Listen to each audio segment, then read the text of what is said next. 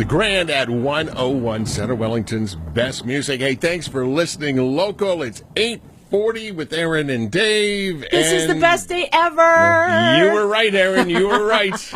I predicted this last time karate champ Nathan Skoufis was in, and he was headed to the National Black Belt League Championships, and I said, yes, this finger is going to wear that ring. And Nathan, what happened? Hey, thank you guys very much for having me on. But yeah, the last 2 weeks, it happened. You predicted it.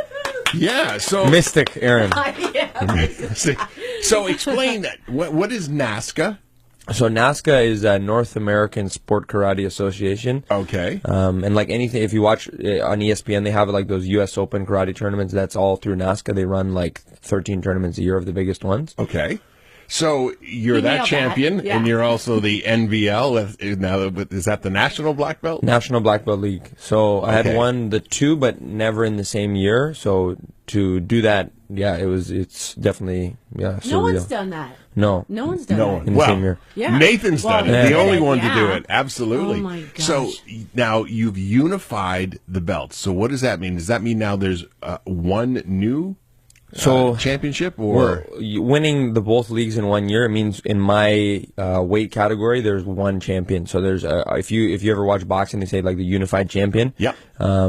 It would be the one person who won all those organizations in the same year and holds them at the same time. Okay. So yeah, it was definitely something I said a long time ago, and to see it happen now, it's still kind of setting in, even though it happened.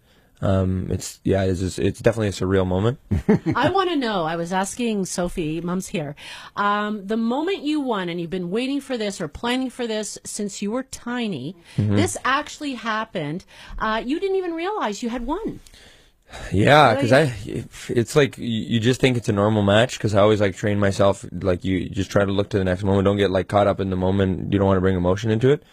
But it was just like the whole tournament, like being back at Super Grands, because I haven't gone for several years because I've been doing Nazca, and just seeing a lot of people that Super Grands was my first big tournament 10 years ago, my first big tournament that I went to, and how much has like changed in a decade, and just the people that I was seeing there and like similar surroundings. My first NBL title was actually, I won it in Buffalo, New York, in the same place. Oh wow. So it was really, really weird, like full circle. And then as I was coming out, because you come out on the stage and you're kind of looking out to the audience, you can see a little bit from the back. Yeah, it was just like really, really like a weird moment to kind of explain. Seeing people whispering, "He did it." I heard when I was coming off, people, you did it. And like even when I was coming out, just kind of everything's running through your head. Like I was thinking of when I wanted to stop martial arts, like my journey to this point, all the tournaments, like everything to get to that point. As I was walking out, it was just kind of like flashbacks kind of everything. But it's going to make a great movie. Yeah. That's what I'm Exactly. thinking. I'm thinking that would just be fantastic. So this journey at this tournament, how many fights did you have to win to get both these titles? So I fought over 20 fights over the week. Oh my goodness. It was just a crazy like a week long, and you can't really do anything because you're fighting. You can't like go to the mall. You can't really relax. You can't enjoy it.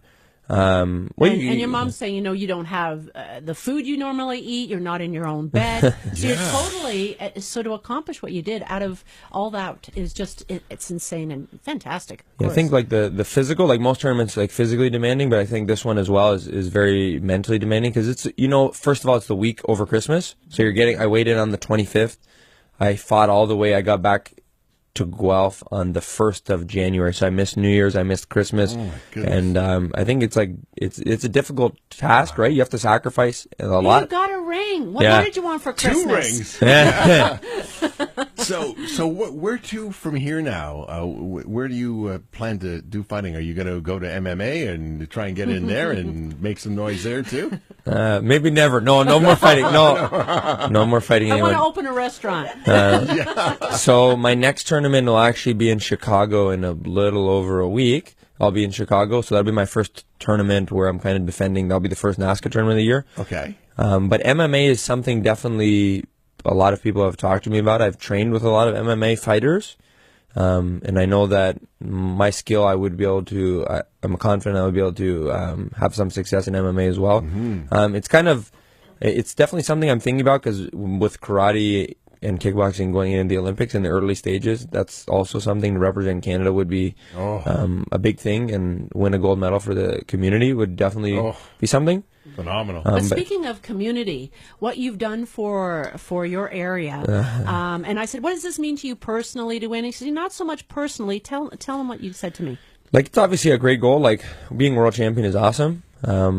Like, it's a great goal, like I said, for myself. But I feel like in the grand scheme of things, there's so many other things in life that being a world champion is not the number one thing. Because there's a lot of people that are going through things that are a lot more difficult than being world champion. And just like for the community, I feel like everyone around the area, it kind of shows people that whatever city you're from, regardless of the population, even if people are discouraging you, because a lot of people used to say, you're from Guelph, you're not going to be able to win because that's for people in bigger cities. They didn't even say it right in the beginning, did they? Guelph, they said when they first announced me. And yeah, I feel like for the community now, it's inspiring for the youth as well.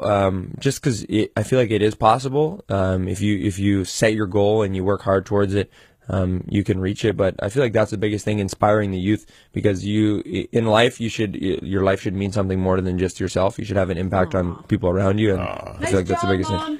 That's great.